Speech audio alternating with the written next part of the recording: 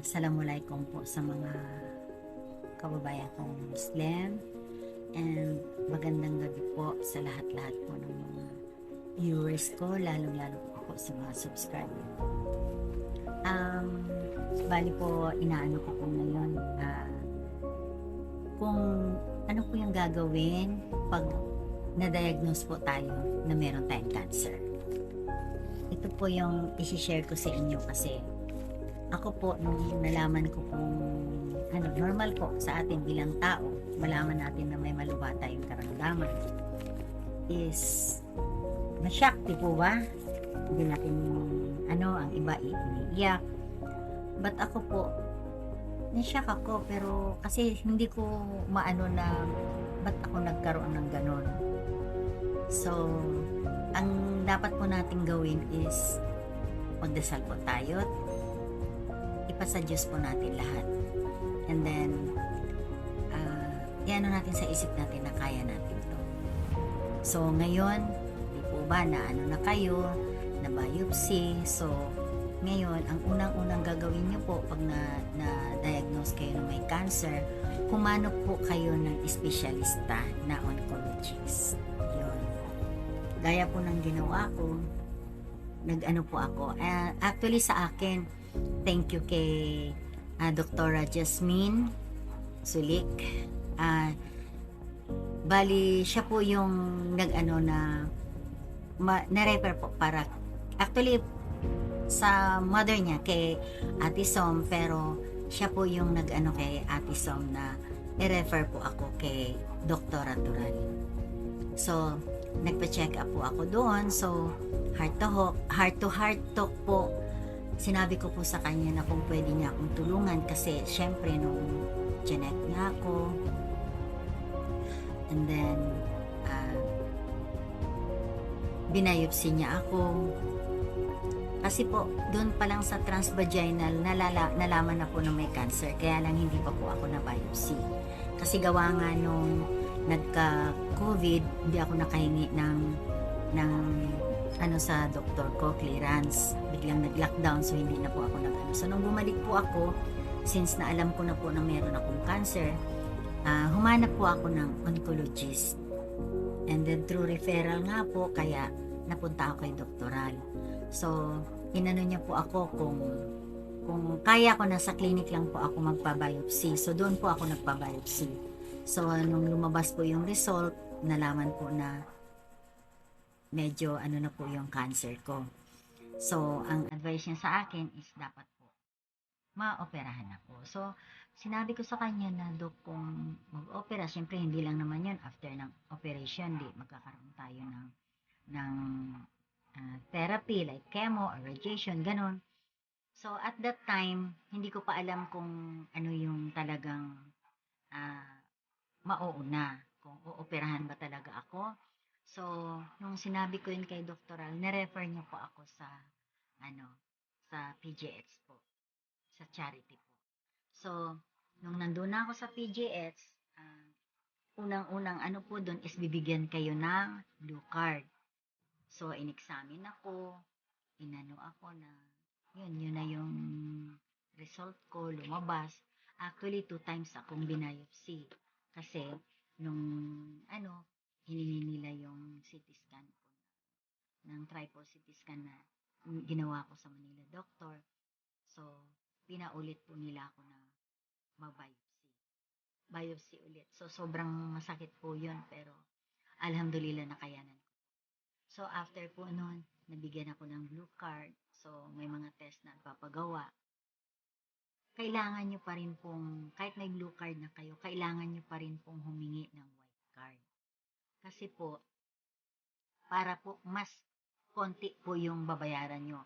Kasi ako, yung 3,000 plus, bali 800 na lang yata na bayaran ko. So, kumuha kayo ng white card doon sa greenhouse. Pwede po kayong magtanong pag nandun na po kayo sa PGX. Saan ba dito yung greenhouse? Tapos, bibigyan lang kayo ng mga kung ano yung mga requirements na hihingin sa inyo. After po nun, ayun na, sunod-sunod na yung ipapatest sa inyo ng doktor. Merong uulitin ulit yung transvaginal, pero doon na po gagawin sa PGX. So, kasi ako po, nag-transvaginal na ako sa Manila doctor, pinapa-transvaginal ulit ako doon. So, yun po ang importante na meron po kayong white card kasi talaga pong malaki ang tulong noon. Lahat po ng sasabihin ng doktor sa inyo doon sa PGS, sundin niyo po kasi napaka ano po ng mga doktor, napakaingat, napakabait po nila. Huwag po kayong mag-alala kasi talagang hindi po kayo pababayaan. So, after po noon, sila po yung magde-decide kung ooperahan na po ba kayo kasi depende po yun sa result nyo. Kasi sa akin, nung lumabas po yung result ng biopsy ko, endometrial cancer stage 3 na po ako, C1. So, ngayon, inano ng doktor na dapat maoperahan na po ako. So, dapat in-schedule ako ng March 6 pero hindi po natuloy dahil ano lang po ako kasi noon. Parang kung halimbawa hindi po dadating yung nakaschedule na operahan. Ako po, kasi minamadali po nila yung pag-opera sa akin kasi nakita po kasi doon sa ultrasound na ano po, yung mga kulani po, bukol na maliliit is ano po, dumami na po. Kumalat na po siya sa lining ng mattress ko. So, kailangan na po talagang tanggalin yun. Or else, baka kumalat po siya sa ibang organs ko. Kaya, ang naging procedure po sa akin is ganito. Kailangan po, after na maoperahan ako, kasi pinaliwanag naman yan sa akin ng doktor, na after po ng operation, is mag-a-undergo ako ng chemotherapy. Kasi may ibang ano po na may mga bukol na hindi po sila pwedeng operahan. Meron po kasi ano na yung bukol, hindi maganda yung kinalalagyan niya, hindi pwedeng galawin. Kaya, kailangan mo nang paliitin bago po operahin. Kaya, kung naano nyo po, hindi po pare-pareho yung ano, merong nauna ang chemo, may nauna yung operasyon. Kaya, ang sa akin is nauna yung operasyon kasi kailangan niyang tanggalin, ay pwede naman po tanggalin na lang lahat yung reproductive organ ko kasi hindi na nga naman ako manganganak. Kaya ang ano po, advice ko po, anuhin nyo po talaga kung ano yung payo ng doktor, yun po ang sundin nyo. Kasi sila po ang nakakaalam kung ano yung maganda para sa atin. Minsan wag kayong makinig sa mga marites na nagsasabi na, ay wag kang magpa-opera kasi ganito ganyan, ay wag kang magpa-chemo kasi ganito, may mga ganyan, may mga side effect. Wag po, kasi ang doktor sila po yung nakakaalam. At saka marami po akong naano doon na mga cancer survivor. Dumaan talaga ng chemo, dumaan talaga sila ng operasyon. Kaya nga po, habang nag-aano po kayo, kailangan ingatan nyo yung katawan nyo. Huwag kayong magpuyat, huwag kayong kumain ng mga bawal. Kaya pagka na-diagnose na po kayo na may cancer, iwasan nyo na po yung mga frozen na pagkain, mga dilata, mga red meat, huwag masyado. Pwede po tayong kumain nun once a week, pero lagyan ng maraming gulay. Ayun po, i-ano nyo po, condition nyo po yung katawan nyo. At lalong-lalo po, na kailangan po, positive po kayo. Lahat-lahat po, walang imposible.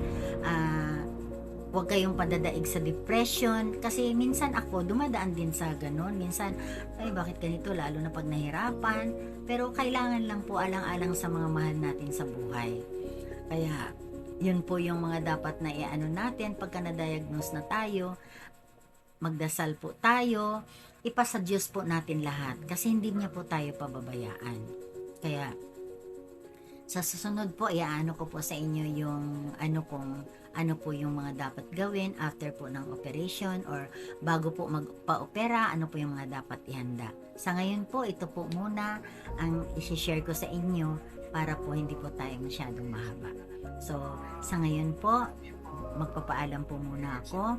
Maasalamat sa lahat ng mga kababayan po Muslim at paalam po sa mga viewers ko, lalo na po sa mga subscriber ko. At sana po yung mga hindi pa po nakapag-subscribe, mag-subscribe po sana kayo. And then, hayaan nyo po, pagka medyo nakagala ang lola nyo, i-aano po pa rin po, i-video ko pa rin po. Sige po, bye-bye po muna.